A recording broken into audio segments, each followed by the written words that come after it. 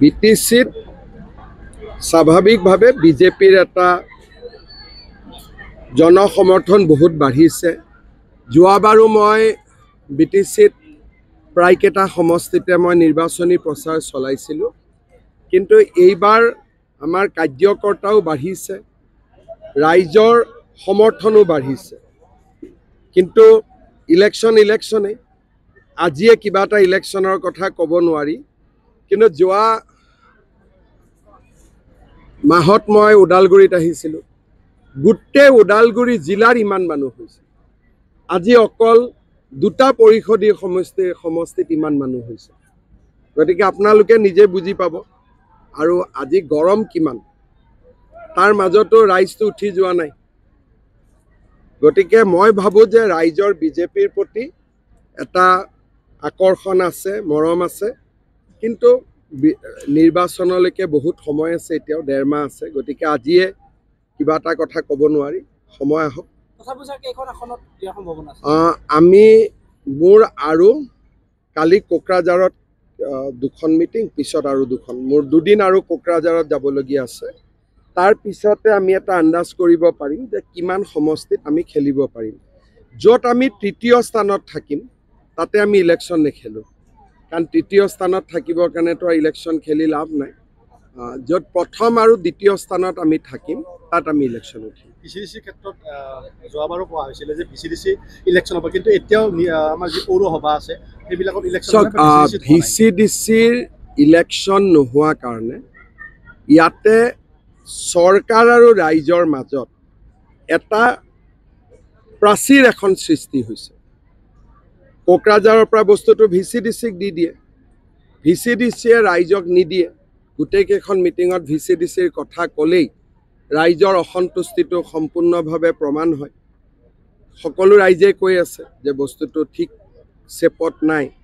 গতিকে ভিচিডিচিত নিৰ্বাচন হোৱা অতিকে প্ৰয়োজনীয়। আমাৰ ৰাজ্যত 3 খলপীয়া নিৰ্বাচন হয় পঞ্চায়তত।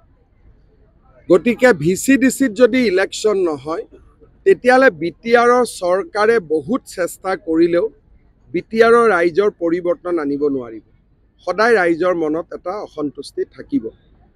এইটো মই কোনো দলক বুলি কোৱা নাই, মোৰ যিটো অভিজ্ঞতা আজি 25 বছৰৰ ৰাজনীতি, সেইটোৰ পৰা মই এইটোৱে বুজিছোঁ যে বিটিআৰৰ ৰাইজে বৰ্তমানৰ যিটো ভিচিডিচি ব্যৱস্থা সেইটোক স্বীকাৰ কৰা নাই, আৰু সেইটোক লৈ ৰাইজৰ মাজত যথেষ্ট অসন্তুষ্টি আছে। লগত মই এইটোও কৈছোঁ যে বহুত ভিচিডিচিত বিজেপিও আছে।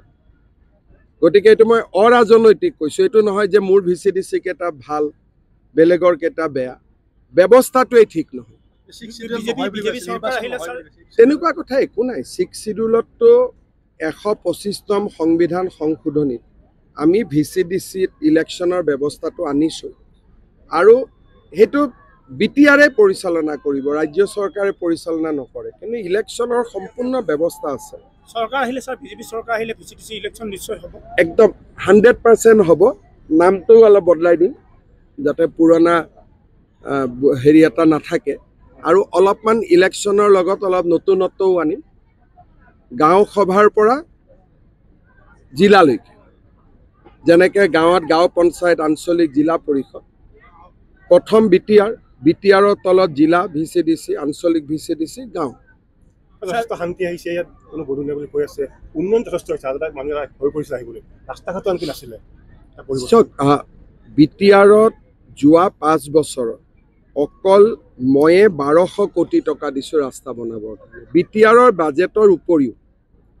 গতিকে বিটিআৰত আমি অৰুণোদয়ো বেছি দিওঁ, আঁচনিও বেছি দিওঁ, কিন্তু যিটো ঢাচা বা যিটো ছিষ্টেম, সেই ছিষ্টেমটোত নতুনত্ব আনিব লাগিব। 22 বছৰ পিছত আমি যেতিয়া ঘূৰি চাম, এবাৰ পুনৰীক্ষণ কৰিম, 500খন গাঁৱে এতিয়াও আবেদন দি থৈ দিছে যে আমাক বিটিআৰৰ পৰা উলিয়াই দিব লাগে। সি কি প্ৰমাণ কৰে? সদায়তো জোৰ কৰি গাঁওকেইখনক ধৰি ৰাখিব আপুনি নোৱাৰে। মই নাথাকোঁ, 22 বছৰ পিছত যেতিয়া মই সুধিছোঁ যে এতিয়াতো থাকিব, বোলে নহয় এতিয়া ওলাই যাম। তাৰ মানে কি বুজায়? আৰু বিটিআৰত কেইখনমান গাঁও সোমাইছে, সোমোৱা মানুহখিনি সোমাব নোখোজে, ভয় কৰে। তাৰ মানে কি যে এতিয়াও একাংশ ৰাইজৰ মনত এটা প্ৰশ্নবোধক চিন আছে। আমি গাঁওখিনি আঁতৰাব নোখোজো BTR, আমি BTRক তেওঁলোকৰ ওচৰ চপাই নিব খোজো, যাতে আৰু 5 বছৰ পিছত কোনেও নকয় যে আমাক BTR পৰা উলিয়াই দিয়ক। ওলাই যোৱাটোতো সমাধান নহয়। সমাধান হৈছে সম অধিকাৰ, সম উন্নয়ন, সম বিকাশ। তেতিয়া কিয় ওলাই যাব? কোকৰাঝাৰৰ পাম, দিছপুৰৰ পৰা পাওঁ। নিয়মতেতো BTRত মানুহ থাকিবহে লাগে। দিল্লীৰ পৰাও পাব, দিছপুৰৰ পৰাও পাব, নলবাৰী ইমানতে শেষ। কিন্তু BTRৰ লগত কোকৰাঝাৰৰ পৰাও পাব। গতিকে ইয়াত থাকিবহে লাগে। মানুহে হিংসাহে কৰিব লাগে BTRক লৈ, যে আমাৰো তাত যদি এখন BTR হ'লহেঁতেন, এনেকৈ ভাবিব লাগে। সেই পৰিৱেশটো 5 বছৰত আমি লৈ আহিব পাৰিম।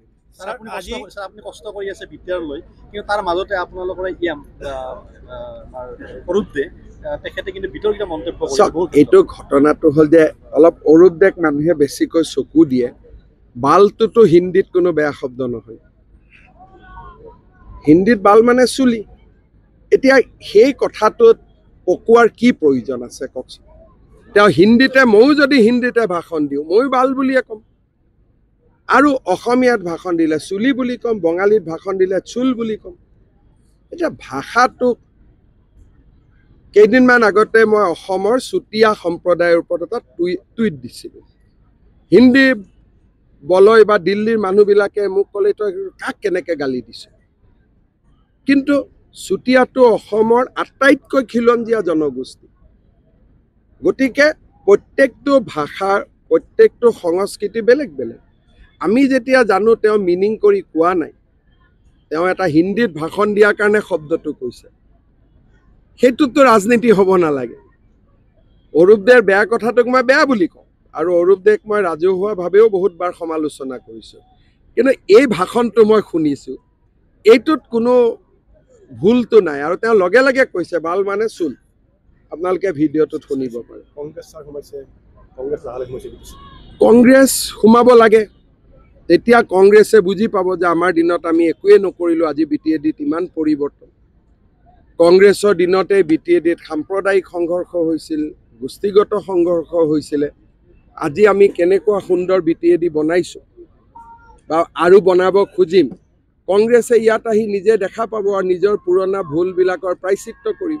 আমাৰ ইমান ডাঙৰ মানুহ নাথাকে, কাৰণ BJPত কোনো ডাঙৰ হাই প্ৰফাইল কেণ্ডিডেট নাই, চবেই ইয়াত কাৰ্যকৰ্তা। গতিকে ইয়াত আৰু সৰু মূৰা মানুহে উঠিব, কোনো এনেকুৱা ডাঙৰ মন্ত্ৰী, প্ৰাক্তন মন্ত্ৰী আমি ক'ৰ পৰা নিম? আৰু যোনে উঠিছে, গোবিন্দ দাকো মই বেষ্ট উইচেছ জনাইছোঁ, ৰিহনকো বেষ্ট উইচেছ জনাইছোঁ। আমি কাৰো বিৰুদ্ধে নহয়, কোনো প্ৰাৰ্থীৰ বিপক্ষে আমি নকওঁ, কোনো দলৰ বিপক্ষে আমি নকওঁ। GMCHত যিটো ঘটনা হ'ল যথেষ্ট দুখজনক। মই অলপ আগতে প্ৰিন্সিপালৰ লগতো কথা পাতিছোঁ। এনেকুৱা ইউজুৱেলি নহয়, তাতে CCTV আছে। গতিকে মই পুলিচকো কৈছোঁ যে CCTV পৰীক্ষা কৰক, আৰু এখন তদন্ত কমিটিও প্ৰিন্সিপালে নিৰ্মাণ কৰিছে।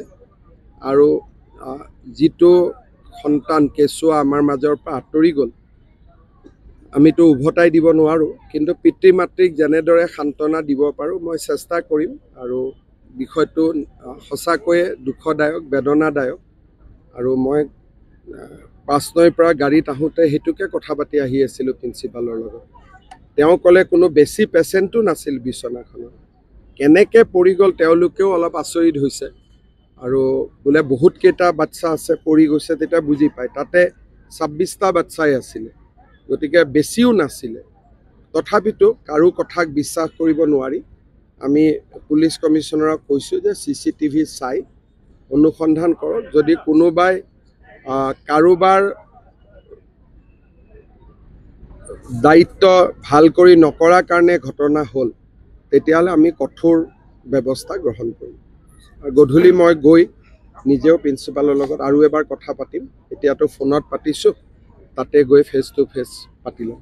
আৰু কেইখনমান সভাৰ পিছতে ছাৰ আপোনাৰ সভা অন্ত পৰিব, কিন্তু ৰাইজৰ মাজত এটা ছাৰ এতিয়াও মানে মনত এটা প্ৰশ্ন আছে বা ৰাইজে জানিব বিচাৰে, মানে BTCৰ আপোনালোকে BJP যদি চৰকাৰ হয়, CM কোনে হ'ব ছাৰ? চাওক, প্ৰথম কথা চৰকাৰ হ'ব CM হ'ব ইমান দূৰলৈকে আমি ভবা নাই কিন্তু BTADৰ সকলো বিশেষকৈ বড়ো ৰাইজৰ যিটো আশা আকাংক্ষা আছে BTRখন তেওঁলোকে আন্দোলন কৰিছিলে গতিকে তেখেতসকলৰ আশা আকাংক্ষাক বিজেপিয়ে সদায় সন্মান কৰি আছে যোৱাবাৰ আমি আমাৰ সমৰ্থনত প্ৰমোদ বড়ো CM হৈছিল ডেপুটি CM পোষ্টটো আমি ল'ব পাৰিলোহেঁতেন কিন্তু আমি নিজেই নল'লোঁ পৰৱৰ্তী সময়ত বিজেপিৰ 14খন আসন হ'ল প্ৰমোদ বড়োৰ কম আছিলে তথাপিতো আমি কেতিয়াও কোৱা নাই যে CMটো আমাক দিয়ক গতিকে বিজেপিয়ে বড়ো ৰাইজৰ যিটো সংগ্ৰাম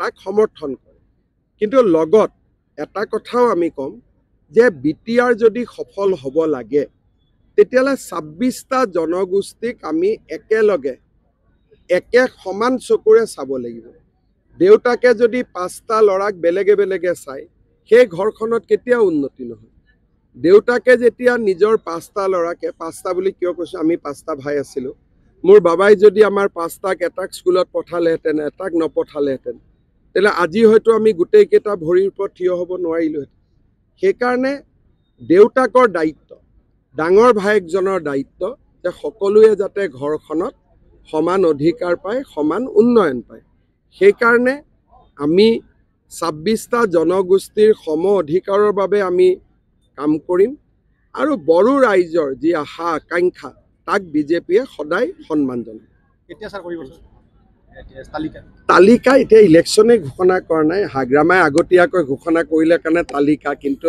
আমিতো আৰু আমি লাহে লাহে সংগঠন কৰিহে আছোঁ বুথ কমিটি বনাইছোঁ আজি যুৱ বাহিনী বনাইছোঁ আজি মহিলা বনাইছোঁ হয়তো 40টাত আমাৰ নামেই নাই এতিয়ালৈকে যদি কোনোবাই কয় যে 40টাত দিম হয়তো আমাৰ 40টা কেণ্ডিডেটে নাই গতিকে আমাক অলপ সময় লাগিব ইলেকশ্যন পূজাৰ আগত কাউণ্টিঙে সৈতে শেষ হ'ব পূজাৰ পিছলৈকে নিনো কাৰণ নহ'লে বাকচটো যদি পূজাৰ কেইদিন DC অফিচত পৰি থাকে তেতিয়াহ'লে বহুত কথা ওলাই যাব কাৰণ পূজা বুলি ক'লে 5 দিন বন্ধ হ'ব 5 দিন যদি DC কোৰ্টত বাকচটো ভিতৰত থাকে তেতিয়াহ'লে কিমান জল্পনা কল্পনা হ'ব সেইকাৰণে মই ইলেকশ্যন কমিশ্যনক কৈছোঁ যে পূজাৰ 2 দিন আগত তাৰমানে সপ্তমীত পূজা পঞ্চমীত যাতে শেষ কৰি দিয়ে আৰু জিকা মানুহে বোমা ফুটাব পাৰে এইটো যাতে কোনো বেলট বাকচ যাতে DC কোৰ্টত পৰি নাথাকে নহ'লে 10টাই 10টা কথা ক'ব ৰাহুল গান্ধী টাইপ মানুহ বহুত আছে ইয়াতে হয় নহয় পূজা আৰু কাৰোবাৰ কাৰণে ভাল কাৰোবাৰ কাৰণে বেয়া